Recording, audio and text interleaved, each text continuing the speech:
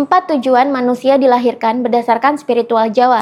Dalam sebuah rontal kuno berjudul Rontal Sarasa Muscaya ini disebutkan ketika ruh dilahirkan kembali dalam bentuk manusia itu merupakan suatu keutamaan. Sebab ketika ruh terlahir kembali sebagai manusia, ruh bisa menyempurnakan perjalanan spiritual mereka sehingga saat pulang nanti bisa menunggal atau menyatu kembali di alam ketuhanan yang berupa alam cahaya yang tanpa batas. Kalian yang mengalami kebangkitan spiritual juga pasti pernah dong muncul pertanyaan, sebenarnya untuk apa sih kita atau manusia ini dilahirkan ke dunia ini? Menurut rontal tersebut, ada 4 tujuan manusia dilahirkan ke dunia. Yang pertama adalah untuk dharma atau kebajikan. Yang kedua, untuk arta atau keberlimpahan materi. Yang ketiga, untuk menuntaskan kama atau nafsu. Sehingga nanti bisa mengalami yang keempat, yakni moksa atau menyatu atau manunggal dengan Tuhan. Dalam ajaran spiritual Jawa, dharma ini adalah jalan kebajikan yang bisa ditempuh manusia untuk memenuhi kebutuhan arta atau material dan kama atau nafsu. Jika manusia mampu melampaui dua ini, maka manusia bisa moksa.